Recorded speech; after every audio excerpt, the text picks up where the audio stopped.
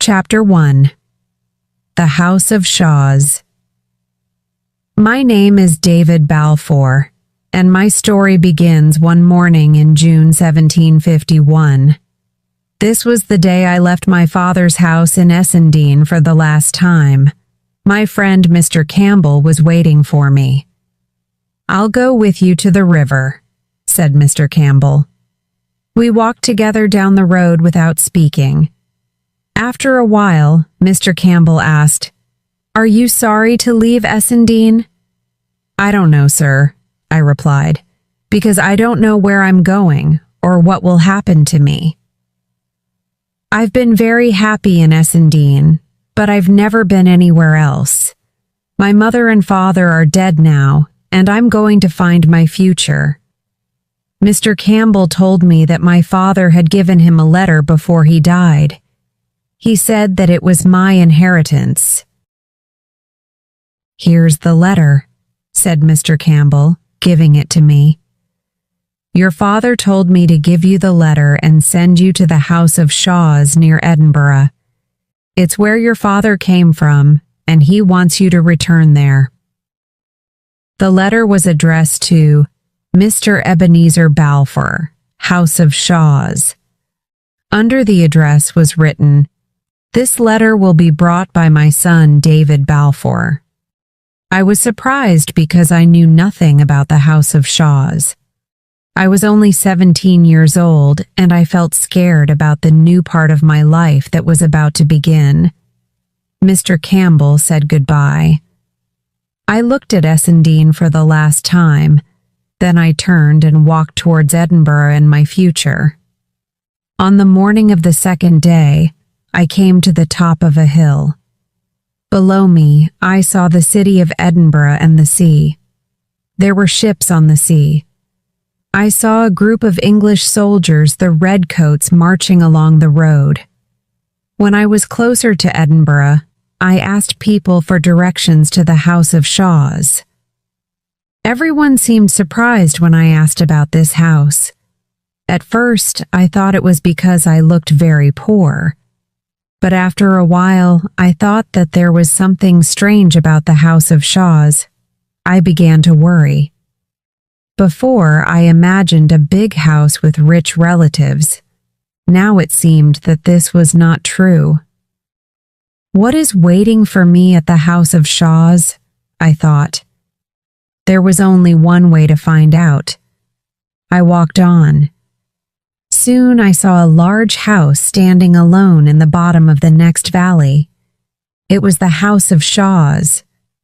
It was not how I imagined. The house was very old and in bad condition. There was no gate at the entrance, no path to the front door, and no smoke came from the chimneys. It looked empty. It was dark when I arrived at the house, and there were no lights on. I knocked once on the big wooden door. I waited, but nothing happened. I knocked again. Nothing happened, but I heard someone inside, so I became angry. I started kicking the door and shouting for Mr. Balfour. I heard a sound above me. I looked up, and there was a man with a big gun looking out of the upstairs window. "It's loaded," he said. "I have a letter," I said, "for Mr. Ebenezer Balfour." "Who are you?" the man asked, still holding the gun. "I'm David Balfour," I replied. After a long pause, the man spoke again, but more quietly. "Is your father dead?" he asked. "He must be dead. That's why you're here. I'll let you in." The door opened and I went into the house. "Let me see the letter," the man said. I told him the letter was for Mr. Balfour, not for him. "I am Mr. Balfour," he said. "I'm your father's brother, your uncle." I looked at him in surprise. I did not know that my father had a brother. He showed me to a room to sleep in. Then he pushed me inside and locked the door behind me. I wanted to cry. I was tired from my long walk. I lay down and soon fell asleep. Chapter 2, Uncle Ebenezer. The next morning I knocked at the door and shouted until my uncle let me out. We sat at the table and my uncle gave me some breakfast. He did not say much or even look me in the eye. Now and again he asked me a question. "Where's your mother?" he said. I told him that she was also dead. "She was a beautiful girl," he said. The day went on like this. He asked me a question now and again, after long silences. But when I tried to ask him about the letter and my inheritance, he said nothing. I wanted to ask my uncle about my father. "Who was the eldest brother?" I asked. He jumped up. "Why do you ask that?" he said, suddenly taking hold of my jacket. "What do you mean?" I asked him calmly. "Let go of my jacket," I said. He let me go. "Don't ask me about your father," he said. That's why I became angry. I began to think my uncle was mad and maybe dangerous. Later on that night, my uncle gave me some money, 37 gold coins. This was a lot of money. "Why are you giving me this money?" I asked. "What do you want in return?" "Nothing much," he replied. "But I'm getting old and I need someone to help me around the house." Then he gave me a key. He said it was for a tower at the other end of the house. "Go up the stairs in the tower. Find some paper's ears and bring them to me," he said. I unlocked the door to the tower. There was no light inside, and it was very dark. Very slowly, I went up the stairs in the darkness. As I went higher and higher, I began to feel the wind on my legs. The stairs seemed to move under my feet. Suddenly, there was a flash of lightning. The sudden light saved my life. I saw in the flash of light that the stairs were old and falling apart. I was going to fall. Why did my uncle send me here? Was he trying to kill me? I was scared, but also very angry. I carefully climbed back down the stairs, using the flashes of lightning to find my way. Then I went back into the kitchen. My uncle was sitting with his back to me and did not hear me come in. I put my hands down heavily on his shoulders. This shocked my uncle. He was an old man, and he fell down to the floor. I left him there and looked for a weapon. My uncle was a danger to me, and I wanted to know why. I found an old dagger. I sat with it and waited. When he opened his eyes, I began to ask questions. "Why don't you want to talk about my father? Why did you give me the money? And most importantly, why did you try to kill me?" The old man looked very weak and tired. "I'll answer your questions in the morning," he said. I locked him in a room and waited for morning. The next morning we had breakfast. While we were eating, I watched my uncle carefully. I was waiting for him to answer my questions, but he said nothing. Suddenly there was a knock at the door. I opened it and saw a young boy in sailor's uniform. "I have a letter for Mr. Balfour from Captain Hoseason," the boy said. He showed me the letter. "I'm very hungry," he added hopefully. I let him in and he finished my breakfast. My uncle read the letter, then gave it to me. Here is what it said. "The Hawes Inn at the Queen's Ferry, sir. If you have any more orders for overseas, you must tell me today. The wind is blowing in the right direction for the ship to leave today. You must also pay your lawyer, Mr. Rankalore, if you don't want to lose more money. Yours sincerely, Elias Hoseason." My uncle told me that he was doing some business with Essendean, the captain of a ship called the Covenant.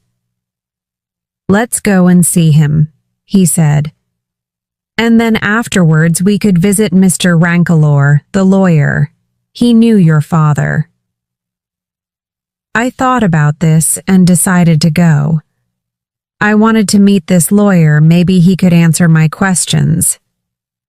And with lots of people around, my uncle can't try to kill me again, I thought. I also wanted to see the sea. "Let's go," I said. On the way there, I talked to the young sailor. His name was Ransom. My uncle did not speak at all. Ransom told me about the ship, the captain, and the rest of the sailors. He said that Captain Essendean was violent and was not a very good sailor. Ransom said that a man called Mr. Shuan really knew how to sail the ship. We came to the top of a hill. From there, Ransom showed me the Covenant out at sea. There was also a small boat that took people out to the ship. We walked down the hill and went into the Hawes Inn. It was very warm inside. After a while, I decided to go outside to get some fresh air. When I left, my uncle was talking to Captain Essendean. Outside, I talked to the owner of the Hawes Inn, and he told me a very interesting story. The story was that Ebenezer killed my father, Alexander, because he wanted the House of Shaws. "So Alexander was the eldest son?" I asked. "Of course he was," said the owner. "That's why Ebenezer killed him." So my father was the eldest son. I could not believe my luck. 2 days ago, I was a poor boy with nothing, and now I had a house and some land. I was lost in these thoughts when Captain Essendean appeared. "Do you want to see the inside of my ship?" he asked. I was very curious to see inside the Covenant, and I went with Captain Essendean. "So, David, what can I bring back for you?" said Captain Essendean. "A friend of Mr. Balfour's is my friend as well." He, my uncle, and I climbed into the small boat and went across the water towards the Covenant. By the time we arrived at the ship, I thought that Captain Essendean was a good friend. When we were next to it, I was surprised at how big it was. I was not really listening to what the captain was saying. Essendean said that I must go on to his ship first. A rope was sent down for me. I was pulled into the air and put down on the deck of the larger ship. Then the captain came up. "But where's my uncle?" I asked suddenly. I ran to the side of the ship. There was the smaller boat with my uncle still in it. He was going back to the land. "Help! Come back!" I shouted. My uncle turned to look at me. His cruel face was the last thing I saw.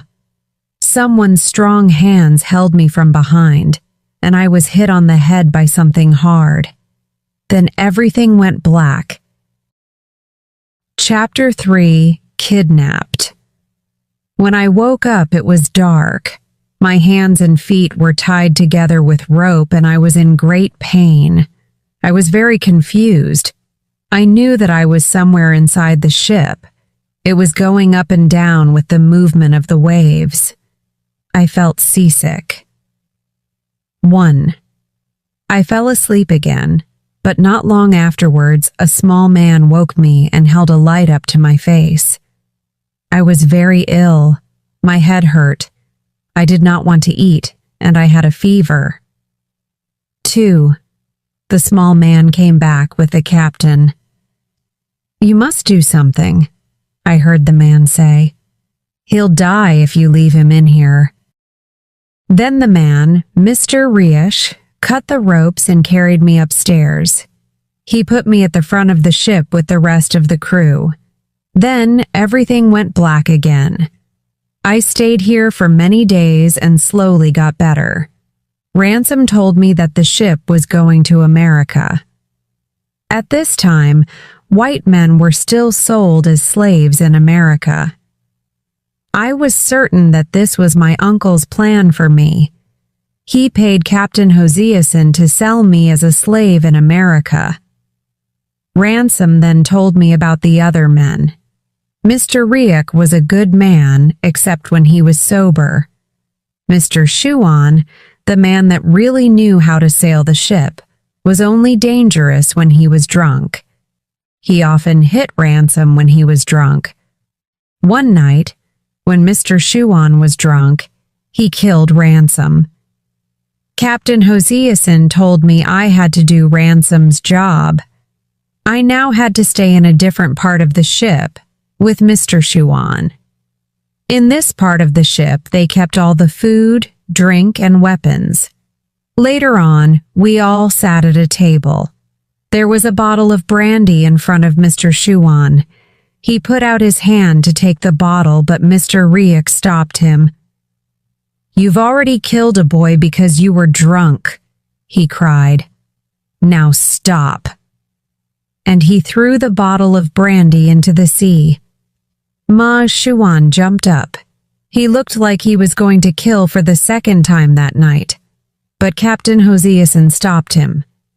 "Enough," he said. "Do you know what you've done?" he asked Shuan.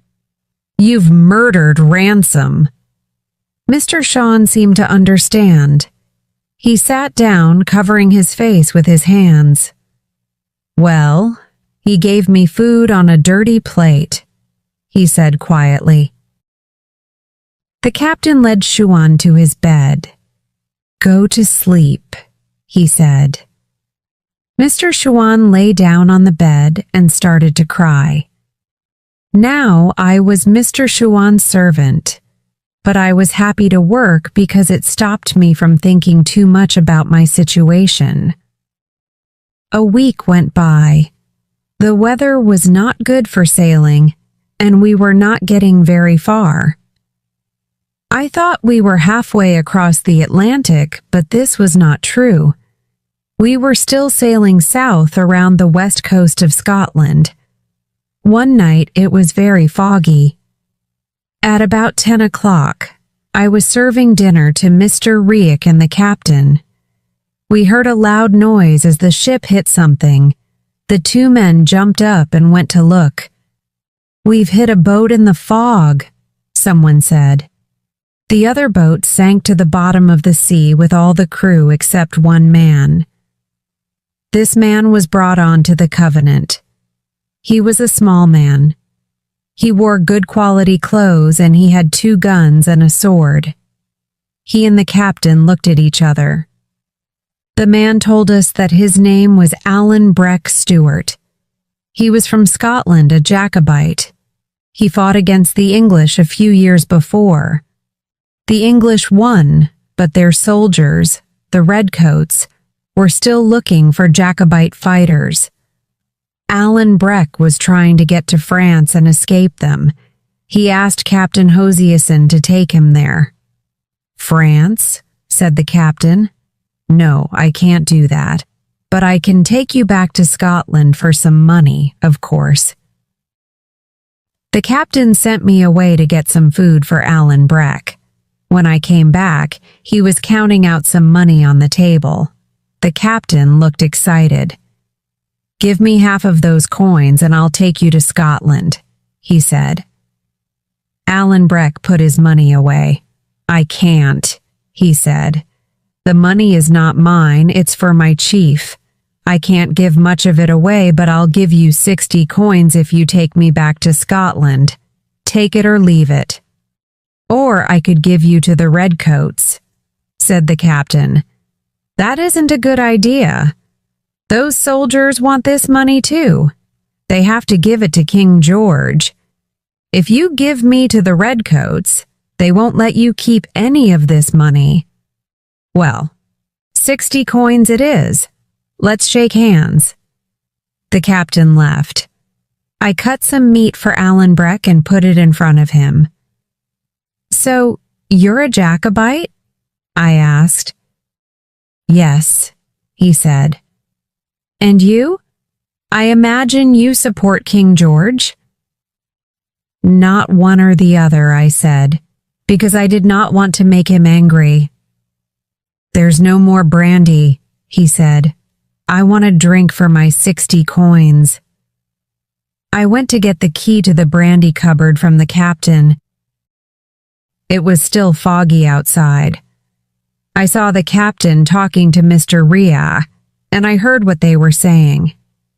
They were planning to kill Alan Breck so that they could take the rest of his money. When I heard this, I felt scared and angry. I did not want to be on a ship with such dishonest, violent men. My first thought was to run away, but I decided not to. I stepped forward. "Captain?" I said. "The man wants some brandy and the bottle is empty. Can I have the key to get some more?" The men were surprised to hear my voice and turned around quickly. "That's the answer," said Hoseason to Mr. Ryak. "David can get the guns. He knows where they are." Then he turned to me and said, "Listen, David, that man is a danger to the ship, and we must do something about it. The problem is this, David. All our weapons are locked in the room he is in now. If I go in and take the guns, he'll know something is wrong. But if you go in and take a gun or two, he won't notice. If you do this, you can have some of the money too. I'll remember this when we arrive in America." I agreed to help them, but really, I did not know what to do. They were thieves and murderers, and I did not trust them. But then what chance did one man, Alan Breck, and one boy, me, have against a whole crew? Chapter 4. The Fight. I walked back into the room where Alan was eating and I made a decision. "Do you want to be killed?" I asked him. He jumped up quickly. "They've murdered a boy already and now they want to kill you," I said. "Will you help me?" he asked. "I will," I said. Now we looked around to see how to defend ourselves. There were 2 doors into the room and 1 small window. We closed one of the doors and left the other one open. He took out his sword and gave me all the guns. "Now listen to me," he said. "How many men are there?" 15, I said. "Well, there's nothing we can do about that. I'll watch this door where the main fight will be. You must use the guns and watch the other door." I told him I was not a very good shot. "If they try to open the door, you must shoot," he said. "Now, what else do you have to watch?" "The window, sir," I said. "But how can I watch both at the same time? When I'm looking at one of them, my back is towards the other." "That's true," said Alan. "But don't you have any ears?" "Of course," I said. "I must listen for the sound of breaking glass." "Exactly," said Alan. Meanwhile, the captain was still waiting for me to return with the guns. Finally, he came to the door. Alan stopped him with his sword. "What's this?" said Hoseason. "I save your life and you show me a sword?" "I know what you're planning," said Alan. "Now get your men together. I want to start this fight as soon as possible." The captain looked at me. "I'll remember this, David," he said. We waited and listened. We heard voices and the metal sound of swords. Then silence. I wanted the fight to begin. The waiting was making me nervous. Then, suddenly, it started. There was the sound of feet and people shouting. I heard Alan shout, and someone cried out because he was hurt. I looked over and saw Alan killing Mr. Shuan with his sword. "Watch your window!" he shouted. I looked and saw 5 men running towards the other door. They were trying to break it down. I shot at them with my gun and hit one of them. The others looked confused. I shot at them again over their heads, and then a third time. The men ran away. Somebody pulled Mr. Shuan's body out of the room. Then Alan and I were left alone. "It's not over yet," he said. "They'll be back." I reloaded my 3 guns. Then we listened and waited again. We heard a sound, and a group of men ran at the door. At the same time, the glass of the window broke, and a man came through it. I pushed the gun in his back, but I was too scared to shoot. He turned around and put his hands around my neck. My courage came back. I shot him. A second man was coming in through the window. I shot him in the leg, and he fell on top of the other man. I stood looking at them, but then I heard Alan shout for help. I turned and saw him fighting with a man. Many more men were coming in through the door with their swords in the air. "We're dead," I thought. But Alan ran at them all with his sword. With every step, a man fell. Suddenly, they were all gone, and Alan was running after them. He came back, but the men continued running away. In the room, there were 3 dead men on the floor, and another man lay dying near the door. Alan and I stood together. "We've won," he said calmly. I sat down. It was hard to breathe. I thought about the 2 men I killed. Suddenly, I started to cry like a child. "You're tired, David. I'll watch and you can sleep," he said. "You've done well." I slept for 3 hours. Then it was Alan's turn to sleep. I knew that there was nobody sailing the ship. It was moving gently with the wind. I heard the sound of the birds, and I knew we must be near land. I looked out of the window and saw the hills of the Isle of Skye on the right, and behind us, the Isle of Rum. Chapter 5. The ship goes down. Alan and I ate breakfast at about 6 o'clock in the morning. I did not feel very hungry. The floor was still covered in broken glass and a lot of blood. But in other ways, our situation was good. All the food and drink were in our room. Mr. Riach and the captain were in the other room further along the ship. Alan cut one of the silver buttons from his coat and gave it to me as a gift. "My father gave them to me," he said.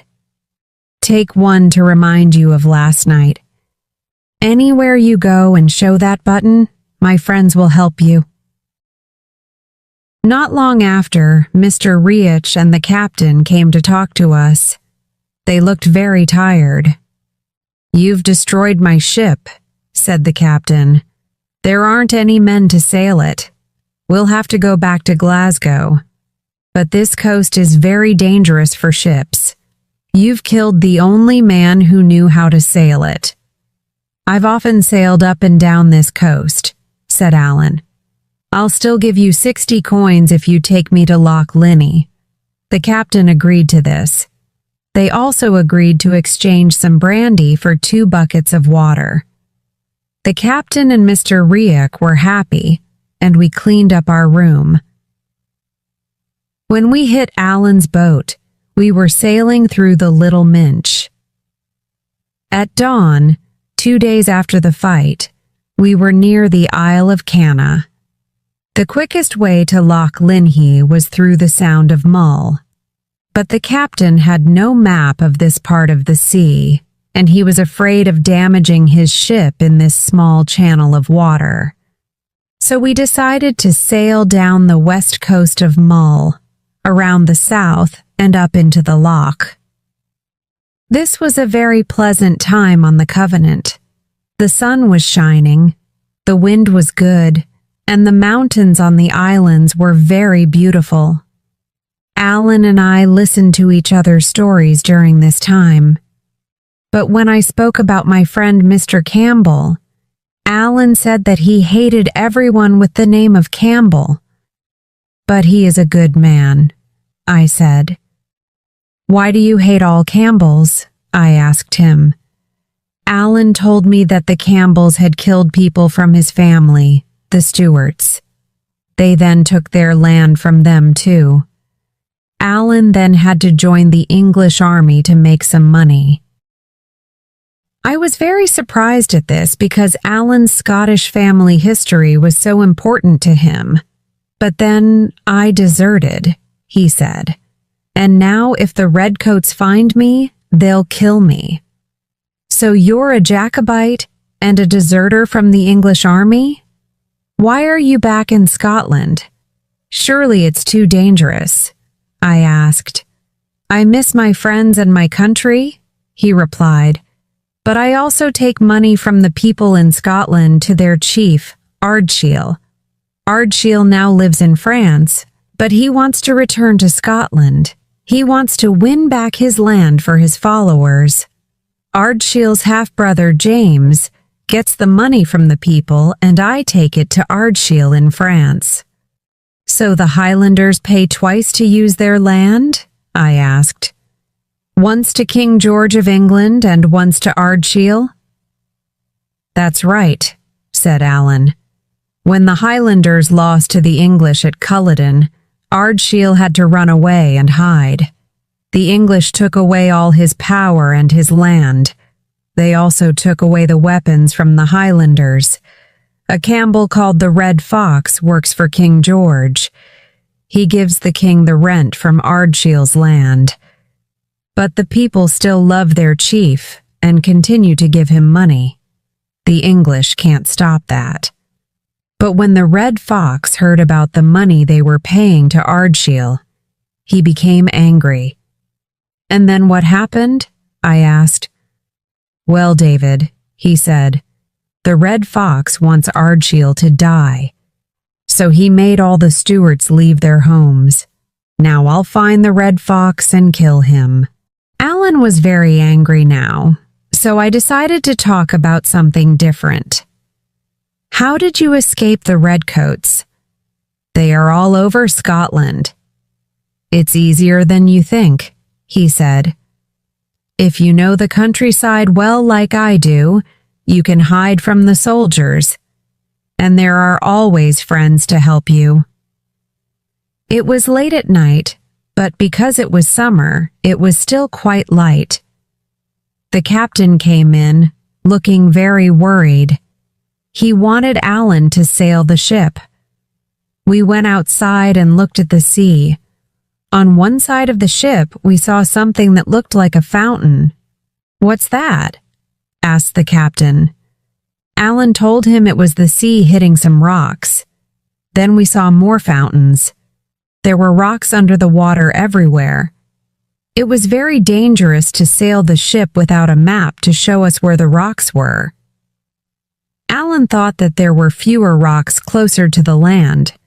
For a while, we sailed close to the Isle of Mull, and we were safe. But as we came around the coast of Mull, the wind stopped, and the waves pushed the ship towards the coast. The next minute, the ship hit the rocks with a loud crunch. We all fell down on the deck. The waves grew bigger, and the ship was thrown onto the rocks again and again. Some of the men were trying to put a small boat into the sea. It was very difficult because the sea was so rough. Waves kept crashing over us and the ship was sinking. Suddenly, one of the men cried out. A huge wave hit the Covenant and we were all thrown into the sea. My head went under water and I started to sink. I came up, but immediately I was pulled down again. I can't remember how many times I sank and surfaced. The waves and wind were very strong, making it difficult to breathe. After a while, I found a piece of wood. I held on to it until I was in calm water. I looked around and saw some land not too far away. By then I was very cold. I knew I had to swim to the land or die. It was very hard. But after an hour, I finally reached land. I lay on the beach in the moonlight. I was tired, but alive. Chapter 6. The Murder of the Red Fox. There was nothing on the land, no houses, no lights, just land. I was exhausted, yet relieved to be alive. I had no idea whether any of the others had survived. As the morning light arrived, I climbed to the top of a hill to gaze at the sea. There was nothing in sight, no ship, not even the smaller boat. Scanning my surroundings, I realized I was on a small island. No one inhabited the place. The sea separated it from the mainland, and there was no way to reach it. I'm utterly alone, I thought. I possessed nothing but a small amount of money and Alan's silver button. My knowledge of the sea and survival was minimal, but hunger, cold, thirst, and exhaustion pressed down on me. I needed to find food. I ate shellfish from the rocks. It sometimes made me sick, but it was food. I was beginning to lose hope when, one day, I saw a small boat with 2 fishermen. I shouted and waved at them, but they sailed on, saying something in Gaelic and laughing. I lay down on the ground and cried. I'm going to die on this island, I thought. But the next day the sun was shining. The shellfish did not make me ill, and I started to hope again. I climbed onto a rock and looked out at the sea. There was the same small boat coming toward the island. I ran down to the beach. "Help! Please stop!" I shouted. As the boat came closer, I saw that it was the same 2 fishermen as before, but with another man. The boat stopped, and the man started shouting to me and waving. I only understood 1 or 2 words. I heard the word tide. Suddenly, I understood. "Do you mean that when the tide is low?" I did not finish my sentence. "Yes, yes," shouted the man. "Tide." I turned and ran to the other side of the island. I heard them laughing behind me. I saw that when the tide was low, the island was attached to the mainland. It was only an island when the tide was high. I've been here all this time when I can walk to the mainland twice a day. When I arrived on the mainland, I asked an old man for information about Alan and the other men. "You must be the boy with the silver button," he said. "Yes, I am," I replied, surprised. "Well then," he said, "you must go to Torosay and take the boat from there to meet your friend in Appin." So, once again, I was traveling through an unknown country. This was the Highlands, Alan's country. There were high mountains on either side of me and dark clouds in the sky above. The people looked very poor, but they helped me on my journey. After some days of traveling, I arrived in Appin to meet Alan. I saw the red coats of the English soldiers moving across the north coast. I was worried because I knew they were dangerous for Alan. I also knew that Alan was somewhere on that coast, waiting for me. I started to have doubts. Was I doing the right thing? Why was I looking for Alan? He was a dangerous man to be with. Perhaps I should return to the south and leave Alan. As I sat thinking, I heard the sound of men and horses coming through the wood. Soon, 4 men with their horses appeared.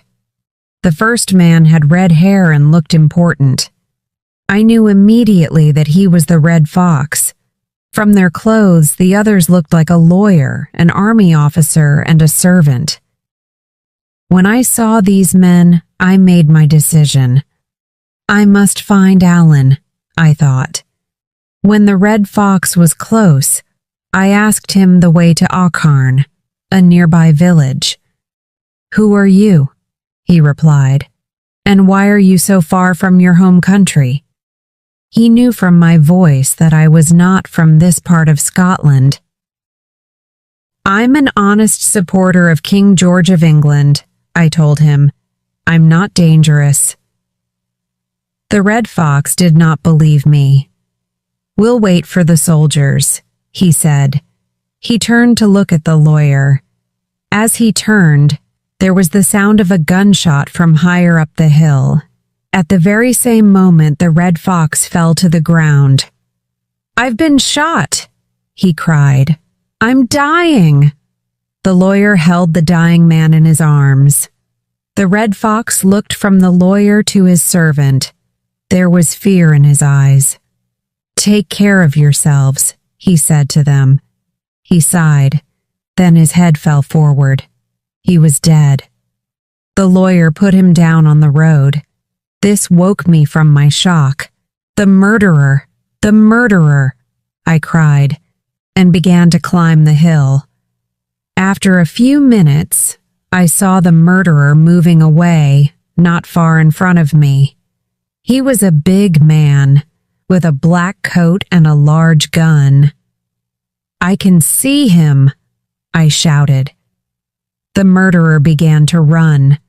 I looked back down the hill. The soldiers were there now, and the lawyer and the officer were telling me to go back. "No," I shouted. "You come up here."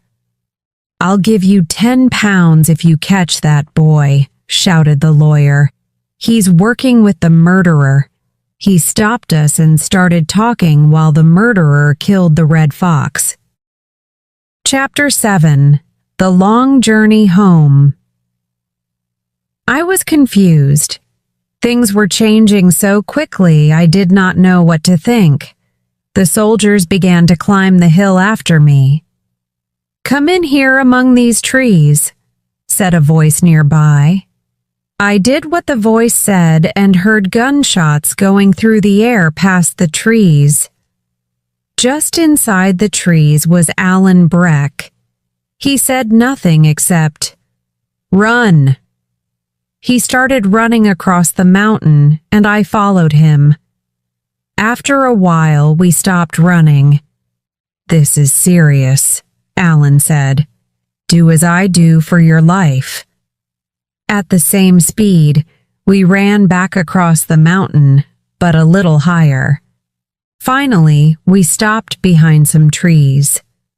We were breathing quickly. Alan moved first. He went to the edge of the wood and looked around carefully. Then he came back. "Are you all right, David?" he asked. I said nothing and did not even look at him. A man was murdered in front of me, the man that Alan hated. And here was Alan, hiding in the trees, running from the soldiers. Was Alan the murderer? Or did he order someone else to kill the Red Fox? My only friend in this strange country was guilty of killing another man. I did not want to look at him. I wanted to be on my own, not hiding here with a murderer. "Are you still tired?" asked Alan. "No," I said, "but you and I must go different ways, Alan. I liked you very much, but I don't like the things that you do. They are not my ways and they are not God's ways. I must leave you." Alan thought for a moment. "Do you think that I killed the Red Fox, David?" he asked me. "Well, I know how much you hated him. If I want to kill a man, I will not do it in my own country," said Alan. "We don't have much time. We have to run away from here. If we're caught, I'll be in trouble because I'm a deserter. And you'll be in trouble because you were involved in the murder of the Red Fox," he said. "But I'm innocent," I said. "I'm not afraid of the law in my own country." "This is not your country," said Alan. "Listen, David, the dead man is a Campbell. If they catch you, the Campbells will want somebody to die for this murder. And that somebody could be you. This is the Campbell law here." This scared me. You people from the lowlands don't understand. We're in the highlands, David. When I say run, trust me and run. It's difficult to run and hide here, but it's even more difficult to be in a redcoat prison. "I'll take my chances with you, Alan," I said. "It'll be hard," warned Alan, "but your only other choice is death." We shook hands. "Now let's see where the redcoats are now," he said. We started walking. Night came. It was a cloudy night, so it was very dark. Sometimes we walked, sometimes we ran. We traveled on and on until I was tired and weak. At dawn we stopped. Alan found a safe place high up between two rocks. I slept. I was woken by Alan's hand over my mouth. "Shh," he said. "You are making too much noise in your sleep." "Well, what's wrong?" I asked. He went to the edge of the rock and called me over. "Look," he said quietly. It was now the middle of the day and very hot. From the rock, we looked down into a valley. A river ran through it. About half a mile up the river were a group of redcoats. I looked around. There were more redcoats everywhere I looked. "I was afraid of this, David," said Alan. "They began to arrive about 2 hours ago, but you were asleep. If they stay down in the valley, we'll be all right. But if they come up here, they'll see us. We'll stay here until it gets dark, and then we'll try to get past them." All that day, we lay in the hot sun. But we had no water, so, finally, Alan decided we had to move. We jumped down from the rock and waited in the shade. The sun also made the soldiers tired. Many were sleeping. We started to leave the rocks. We moved slowly, but by the evening we were some distance away from the redcoats. Later on we found some fresh water and washed and drank from it. We felt safe and decided to stop and eat. And so we traveled like this for several days, always looking out for redcoats, always moving south. I wanted to get to Edinburgh, and Alan needed to get to France. We became very tired and hungry. We did not speak much because we were so tired. I was getting ill, but I knew we had to keep going. But soon I felt very ill and could not continue. I had to ask Alan for help. My legs simply could not carry me any further. I had a fever and my stomach hurt. Alan promised to find a house for me to rest. Luckily, the family at the first house we found knew Alan well by name. They saw that I was ill and called a doctor. I was young and strong, and I slowly began to get better. I stayed in bed for only a week. During this time, Alan did not leave me. It was very dangerous for Alan to stay there. The redcoats might see him. But still, he came to see me every night and hid in the woods during the day. After a month, we were ready to continue our journey south towards Edinburgh. Chapter 8. The return to Edinburgh. I was now stronger and felt excited about my return to Edinburgh. The only problem was that we had very little money. We needed to move quickly.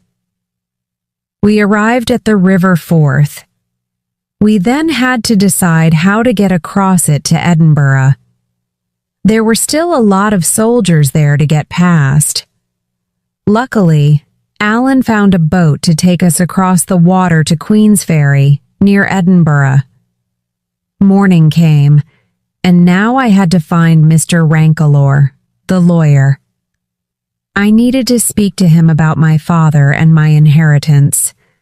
I also wanted to tell him about my Uncle Ebenezer's plan to kidnap me on the Covenant and send me to America.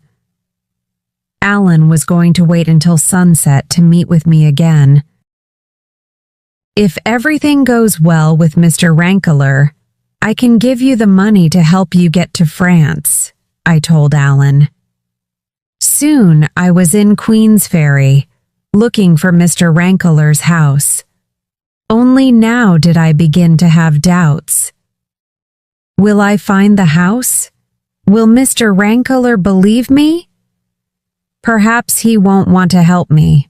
What will I do then? I walked up and down and finally stopped in front of a very nice house. The door opened and a man came out. "Can you tell me which house is Mr. Rankelor's?" I asked.